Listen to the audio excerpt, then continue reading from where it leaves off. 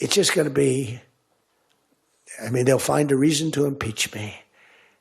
I'll get impeached. President Trump warned his fellow Republicans today he'll be impeached. आज international बहुत बड़ी developments हो रही हैं। ट्रंप अपने लिए मुश्किलात बढ़ाता चला जा रहा है। ट्रंप की इम्पीचमेंट का चांस बढ़ चुका है, 53% हो चुका है। अमेरिकन टैरिफ क्या नाकाम हो गई हैं? इंडिया की जो इकोनॉमिक ग्रोथ रेट है वो कह रहे हैं कि जनाब ऑफिशियल एंड प्राइवेट जो फोरकास्ट है, इंडिया की growth rate is expected to be at 7.4%। इत्तलात ये है कि पाकिस्तान की एक्सपोर्ट्स में दिसंबर के महीने में 20.4% कमी आई। इस कामयाबी का सेहरा भी फील्ड मार्शल आसिम मुनीर और उनकी पूरी टीम को जाता है कि अभी तक पाकिस्तान के जो टोटल कर्जे हैं, जो एक्सटर्नल डेट है हमने दुनिया को देना है, वो स्वेल करके 135 बिलियन डॉलर तक पहुंच चुका है, और जबकि हमारा डोमेस्टिक या इंटरनल डेट है वो 280 बिलियन डॉलर पर खड़ा है। इसमें बड़ी बरकत है क्योंकि हाफिज सैयद आसिम मुनीर साहब ताहयात इस्तिस्ना वाले मौजूद हैं पाकिस्तान में, और ये उन्होंने पाकिस्तान को अपनी टीम के साथ मिलकर संभाल लिया। और गवर्नमेंट का टॉल क्लेम कि हम इकोनॉमी में राइज कर रहे हैं, ये सिर्फ हमें स्टेटमेंट की हद तक ही नजर आता है। जब से आंखें खोली हैं यही सुनने को मिल रहा है। यकीन करें, गरीब आदमी 2 वक्त की रोटी को तरस गया है। जाहिर एक्सपोर्ट नहीं होगी तो हम डॉलर नहीं कमा पाएंगे, डॉलर नहीं कमाएंगे तो आगे कर्जे कैसे उतारेंगे और बाकी बैलेंस ऑफ पेमेंट का इशू रहेगा। हकीकत इस बात की यही है कि हम लोगों के पैसे अदा करने के काबिल नहीं हैं और अब वो हमारा सामान उठाकर लेकर जा रहे हैं। My God! वो कह रहे हैं कि हमारे पास इकोनॉमिक रिजिलियंस है, आप हम पे बेशक टैरिफ लगा लें। बाकी यूरोपियन पार्टनर्स तो फ्री ट्रेड एग्रीमेंट कर रहे हैं ना। अब इकोनॉमी $4 ट्रिलियन की बन गई है। अगर ट्रंप की पार्टी अक्सरियत खो देती है दोनों हाउसेज में, तो आप खुद समझ सकते हैं। ग्रीनलैंड पर कब्जा किया गया तो यह नेटो के खात्मे का सबब बन सकता है, क्योंकि डेनमार्क भी नेटो का रुकन है। डोनाल्ड ट्रंप इस वक्त बहुत मुश्किलात का सामना कर रहा है, क्योंकि व्हाइट हाउस की तरफ से जारी होने वाले इस बयान से कुछ देर कबल ही नेटो के रुकन ममालिक की तरफ से एक मुश्तरका बयान सामने आया, जिसमें अमेरिका से कहा गया था कि वो ग्रीनलैंड के हवाले से किए जाने वाले ऐलानात से पीछे हट जाए। हेलो फ्रेंड, जय हिंद। हिंदुस्तान स्पेशल न्यूज में आपका स्वागत है। जैसा कि आपने क्लिप में देखा, अमेरिकी राष्ट्रपति डोनाल्ड ट्रंप ने 2026 में टर्म चुनाव से पहले अपनी कुर्सी पर मंडरा रहे खतरे को लेकर खुलकर बात की। ट्रंप ने कहा कि अगर उनकी party Republican mid term election नहीं जीत पाती है तो डेमोक्रेट्स उनके खिलाफ इम्पीचमेंट की प्रक्रिया शुरू कर सकते हैं। 2026 के मिड टर्म चुनाव से पहले अमेरिकी राजनीति में हलचल तेज हो चुकी है।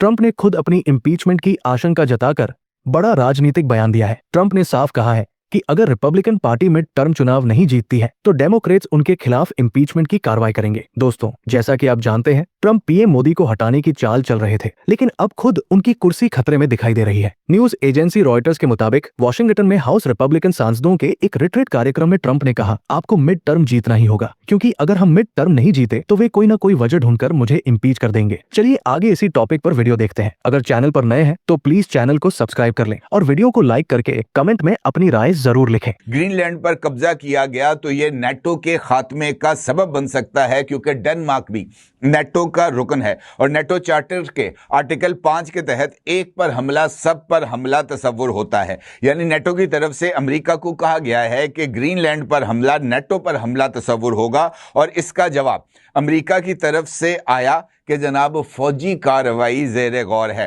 तो इस सूरत हाल में ये सवाल है, और बड़ा ही इंपॉर्टेंट सवाल है, कि अमेरिका अपने ही इत्तहादियों के साथ जंग पर क्यों तुल गया है। अब कौन सा नया चन चढ़ाने की कोशिश की जा रही है, और क्या नेटो ममालिक मुश्तरका तौर पर अमेरिका के साथ मुकाबले की सकत रखते हैं। ये वो अहम सवालात हैं जिनके जवाबात को तलाश करना ज़रूरी है, क्योंकि अगर देखा जाए तो वेनेजुएला के खिलाफ कार्रवाई ने अमेरिका को और भी मुंह जोर बना दिया है। दोस्तों, यहाँ पे एक बड़ा ही मखमसा सा पैदा हो गया है कि इंडिया की जो इकोनॉमिक ग्रोथ रेट है वो कह रहे हैं कि जनाब ऑफिशियल एंड प्राइवेट जो फोरकास्ट हैं, ठीक है, उनके मुताबिक जो है इंडिया की growth rate is expected to be at 7.4%।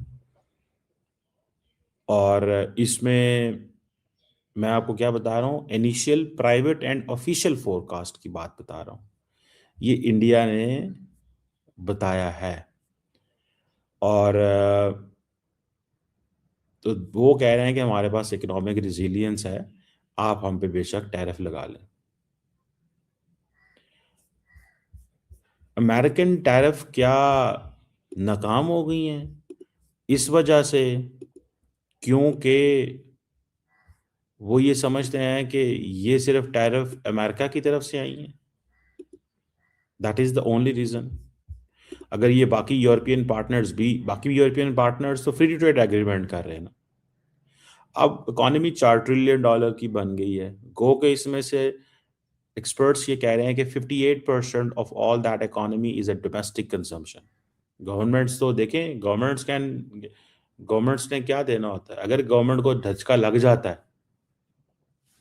अगर गवर्नमेंट को इस दफ़ा धचका लग जाता है, गवर्नमेंट कहती है ठीक है यार, हमारे लिए तो ये बहुत बड़ा प्रॉब्लम बन गया है ये जो उन्होंने किया है, तो फिर इट्स अ क्राइसिस। लेकिन मोदी साहब जो हैं वो ये कह रहे हैं कि मुझे कोई फ़र्क नहीं पड़ता, आप मेरे पे और भी पेनल्टी लगा लें, क्योंकि उनको चाइना भी स्पेस दे रहा है। देखें, चाइना स्पेस दे रहा है ना, चाइना को पता है कि now is a time to work with India. India से काम करने का जो काम है, वक्त जो है वो अभी आया है। इंडिया को दो जो इंडिया चाहता है। एक तो लार्ज स्केल जो मैन्युफैक्चरिंग है और एक स्मॉल स्केल मैन्युफैक्चरिंग है, दोनों चीख कर अब ये कह रहे हैं कि पाकिस्तान में मईशत जिस तरह चलाई जा रही है, यहाँ गवर्नेंस चलाई जा रही है, जिस तरह यहाँ इंतज़ामी मामलात हैं, जिस तरह यहाँ पर आपके ओवरऑल मामलात हैं, वो सब के सब नाकाम तरीन हो चुके हैं। और लोग यहाँ से सरमायाकारी ₹1 की नहीं हो रही है। आप ये देख लें, पूरी दुनिया में आप गए हैं, अरबों और खरबों रुपए आपने खर्च किया है, लेकिन आप ये बताएं इन 3.5 साल में कोई सरमायाकारी हुई? 1.6 की एक सरमायाकारी नज़र आती है, हालांकि आपने 46-47 बिलियन डॉलर्स के MOU साइन किए हैं, लेकिन कोई सरमायाकारी नहीं है। और ये 5वां महीना है कि मुसलसल पाकिस्तान की एक्सपोर्ट्स में कमी आ रही है। एक तरफ अगर एक्सपोर्ट्स में कमी आ रही है तो दूसरी जानिब पाकिस्तान की इंपोर्ट्स में बेतहाशा इजाफा हो रहा है। यानी जो इंपोर्ट्स हैं वो इसी माह के दौरान तकरीबन $6 अरब की थी, जिसकी वजह से पाकिस्तान के ट्रेड डेफिसिट में 25% इजाफा हुआ और ये तकरीबन $3.7 अरब तक पहुंचा। जुलाई और दिसंबर के दौरान ये जो 6 महीने थे, इसमें पाकिस्तान का ट्रेड डेफिसिट 35% बढ़ा, 35%, जो कि स्टैगरिंग नंबर है। डॉलर अमाउंट इसकी $19.2 अरब है। और पाकिस्तान जो है उसने अपनी इकोनॉमी इस दौरान 2 चीज़ों पर चलाई। या तो स्टेट बैंक ने लोकल मार्केट से करेंसी खरीदी ताकि अपने करेंसी की कमी को पूरा कर सके, और या फिर पाकिस्तान ने जो बाहर बैठे पाकिस्तानी रेमिटेंसेस भेजते हैं, जो पैसे भेजते हैं पाकिस्तान, उस पर अपना गुजारा चलाया या फिर कर्जे लिए। इकोनॉमी कहाँ जा रही है? सनतें यहाँ पे बंद हो रही हैं। छोटे सनतकार से बड़ा सनतकार यहाँ से अपनी इंडस्ट्री को बंद करके दूसरे एरियाज या अब्रॉड उसको टैप कर रहा है, एवेन्यूज को, कि पाकिस्तान में तो उसको जो है वो पैसा नहीं बना सकता। इतना हॉस्टाइल एनवायरनमेंट पाकिस्तान में क्यों बन गया है बिजनेसमैन के लिए कि यहाँ पे कोई बिजनेस लगाने के लिए तैयार नहीं। दूसरी जानिब हम प्राइम मिनिस्टर शहबाज शरीफ की बात कर लें, डजन्स ऑफ उनके फॉरेन ट्रिप्स हैं और and dozens of MOU sign किए गए हैं डिफरेंट कंट्रीज के साथ कि वो इन्वेस्टमेंट पाकिस्तान में लेके आएंगे। लेकिन इवेंचुअली पाकिस्तान में फॉरेन इन्वेस्टमेंट पिछले 3 साल से आप ये कह सकते हैं क्लोज टू 0 है, मीन 0/0 है।